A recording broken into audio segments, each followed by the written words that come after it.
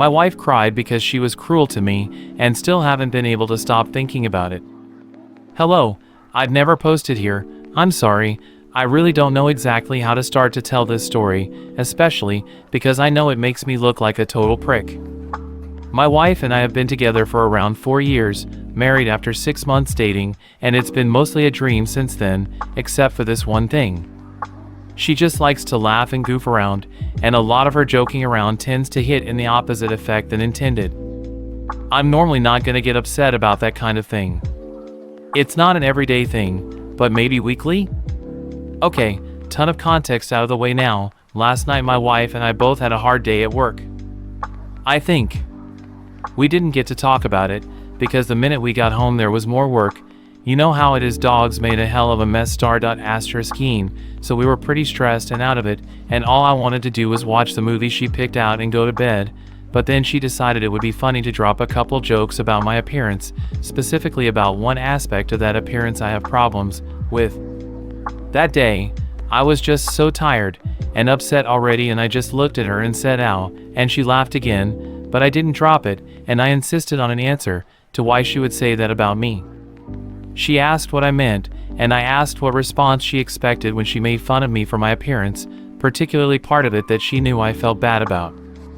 I almost did the children's empathy talk where you go and how would you feel if someone did that to you. But I knew that would be condescending and wrong, so I didn't. Anyway, I wouldn't have gotten much out, because this is when the crying started. I didn't get to see it stop for long all night.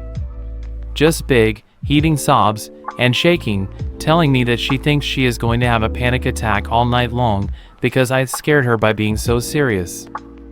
I am not an angry person. I've never been violent. I never moved from the seat when I brought up the mocking thing. She had no reason to think that, and I could think of only one reason for her to cry like that, and this is where I'm gonna sound like a prick, and why I'm doing this anonymously. She saw that I was calling her out for making fun of me for no reason and wanted to change the vibe and feeling in the room as quickly as possible to instead focus on her having an episode. This isn't the first time this has happened, but it's the first time I've noticed a pattern. Step 1. She upsets someone. Step 2. She will have a panic attack if you don't comfort her right now. Actually, step 3. I shove aside any and all feelings I have on the matter, no matter what it is about, apparently including mocking me. But if I didn't, she would have a genuine medical episode and we could wind up in the hospital. If the person offended is not me, they may also be brought in for emotional support, but I will be. Do I really think that's what it is? I want to say no, say bad, but a part of me does. Don't get me wrong, 99.9999% of me isn't a prick, but that very small part? It's something I cannot stop thinking about, and I don't know if I want to bury myself alive or go to marriage counseling, because one of us have a problem, because if she is doing that, what? But because she isn't, instead I have the problem, and currently feel like I am going through some kind of psycho-werewolf transformation type thing. Totally normal and cool with my wife right up until the full moon is out, and then I turn into a rabid animal and accuse her of faking her mental health diagnosis, apparently. Like the monster you are. Comments. Commenter 1, reminds me of a girl I used to call a friend. They could always dish it out, no breaks. The moment they're called out on it, they're a victim. If you feel this works for you, that's your business.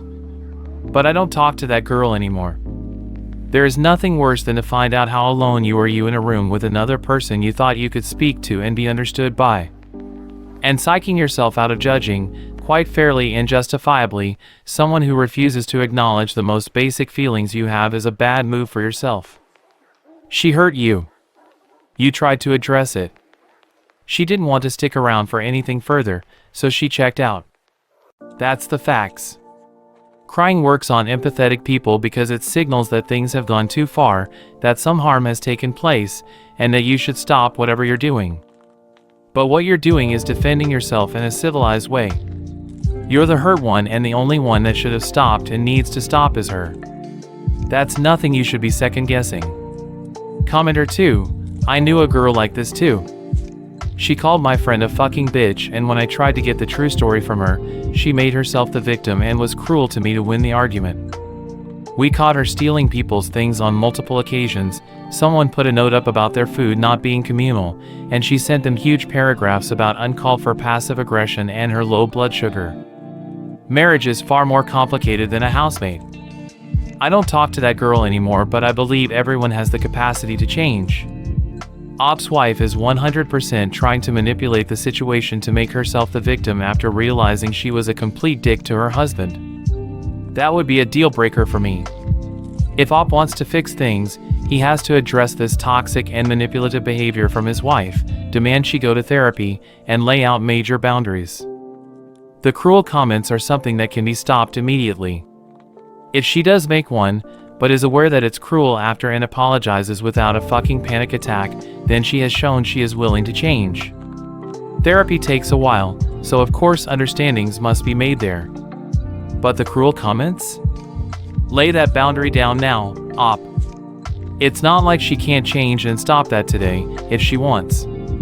Update. So I didn't think I would update, because after we talked about my thoughts on the issue, it was an even bigger panic attack and sobbing and asking if I thought she was evil and all this other stuff that made me feel like a devil incarnate for ever even beginning to doubt her. We went back to the usual and I had to deal with more of it. I didn't mention in the last one, but this issue she had didn't just apply to me, it was for everyone and everything that could upset her, and no matter what therapy or meds she was prescribed, it did nothing at all. It wore me down so bad I was sleeping badly and just about lost my job because I couldn't focus, because what if she had a panic attack at work? What if I wasn't there and she needed me? We had been genuinely talking about her quitting her job, at least until we found something that worked to combat the stress and anxiety she seemed to be feeling all the damn time. All of which made me feel all the more pathetic after I found out she was cheating on me. The guy worked with her and reached out to tell me because he didn't know she was married. I knew I couldn't confront her in person because her reaction would likely make me think the guy made it all up, somehow, despite having texts he showed me from into her number, and photos I'd rather not discuss. I just moved out and took my dog, calmed down. She never even liked him that much, hasn't asked about him once. Anyway, I texted her that I knew I was going to talk to a lawyer and asked that she did the same. A lot of crying voicemails and saying she didn't know what I was talking about, followed by trickle-truthing in text messages while I was on my friend's couch. We're still in the middle of everything, but it's pretty cut and dry, hardly any marital assets worth speaking of, and the lease is in her name. I honestly am surprised by how little heartbreak I actually felt, coupled with a weird sense of relief. I definitely thought getting cheated on would be the worst thing anyone could do to their partner, but if it wasn't a dick move I would thank her. Anyway, thank you all so much for the advice, even if I was too stupid or weak of spine to take it at the time. It was helpful for just a little bit to not feel crazy. Comments. Commenter 1, that's because she killed any love you had for her by constantly belittling you and then guilting you. Commenter 2, not loving someone anymore sure does make it easier to leave them.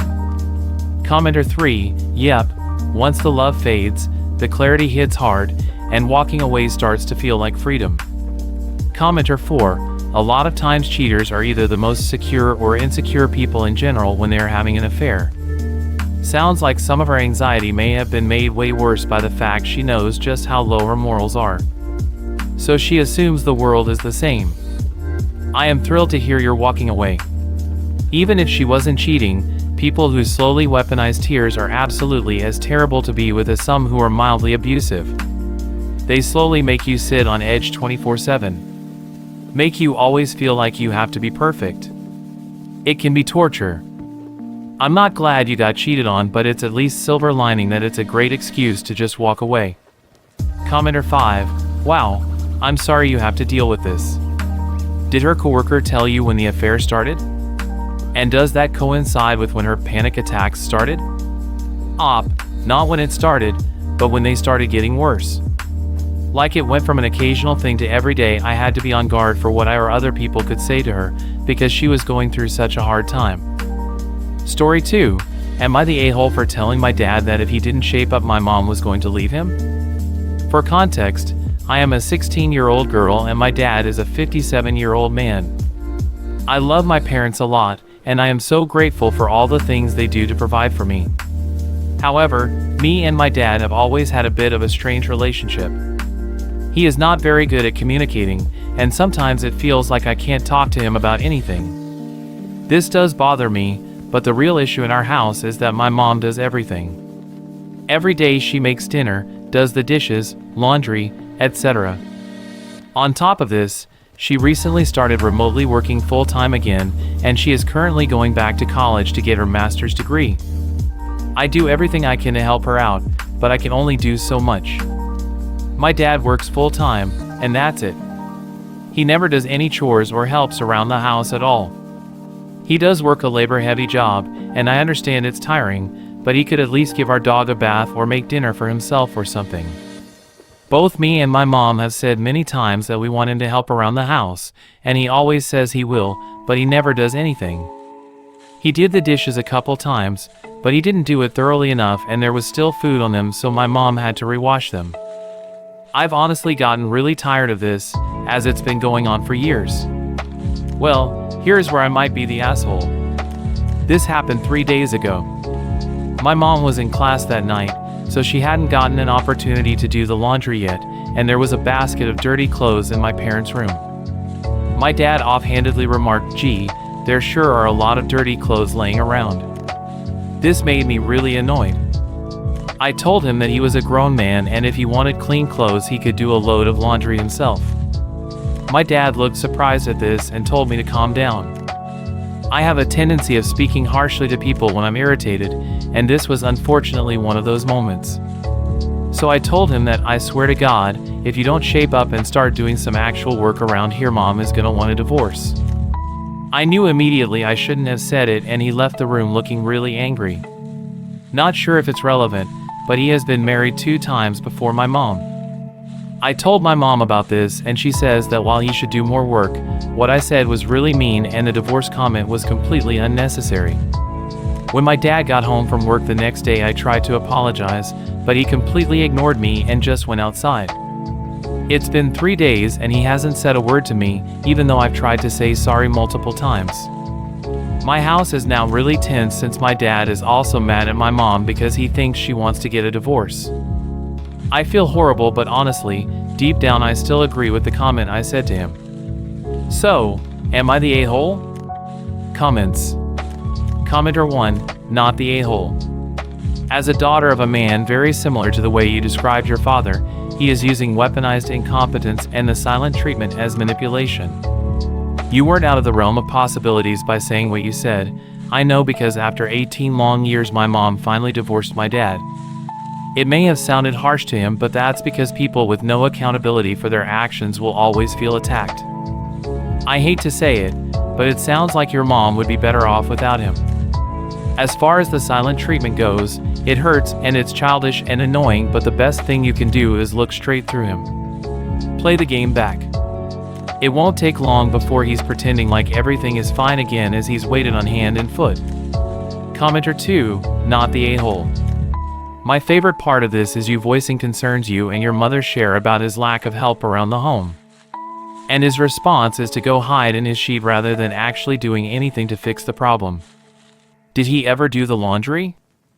I feel like you also have to explain to your mother how this makes you feel, that she is constantly placing your dad's feelings and comfort over both of yours. Is this the kind of relationship she wants for you when you are older? Also, make it clear that it's pretty impossible to drift away from only one parent after moving out. You don't want to get to a point, in a few short years, where you stop coming around at all because you don't want to watch/hear/deal with it anymore. Update. First of all, I want to say thank you to everyone on my post who commented about their opinions on why I was or wasn't an asshole. Everyone was very kind and you all gave great feedback. The verdict on my post ended up being not the a-hole, though a lot of people said it wasn't my place to speak on behalf of my mom like that. After thinking about it, I agree. My dad was being a jerk, but I really shouldn't have put words in my mom's mouth. Now, for the update. About 2 days after I had posted on here, my parents sat me down and said they wanted to talk. I was prepared to get a lecture about how what I said was out of line, but that's not what happened. Apparently, the reason my dad had gotten so upset at the comment I made was that it hit a little too close to home. It turns out, my dad has been cheating on my mom for about a year with one of his coworkers, and my mom found out a few months ago. The reason she went back to work was because she needed financial independence to get divorced. They said they hadn't been planning on telling me, but my dad decided I was mature enough to know the truth and that I deserved to know. They said they would probably be separated by the end of the year. This situation was completely out of left field, to be honest, because while my dad might not have been the best at doing the dishes, I never thought he would have an affair. My dad has talked to me about how he was so sorry for what he's been doing and that he hoped I didn't view him differently. I've tried to be kind and not say any more unnecessary comments, but I did let him know that I was really disappointed in him. I needed to get out of the house, so I've been staying with my friend for the past couple of days and processing everything. So, while what I said to him might have been shitty, it resulted in me finding the truth about what was going on, so I'm kind of glad. I'm sorry that this update isn't the happiest or anything, but overall I am doing okay. And thank you again to everyone who commented on my first post. I appreciate it a lot. Comments.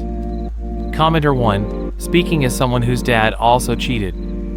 This is always their primary concern. In my opinion, cheating requires a lack of empathy on their part in the first place, so it makes sense even after they're caught their primary concern is still themselves.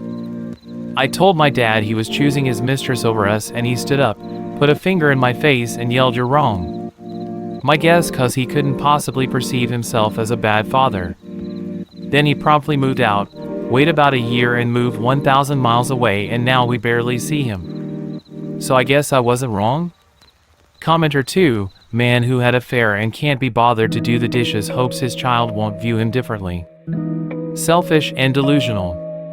Commenter 3, it's okay dad, I already didn't respect you.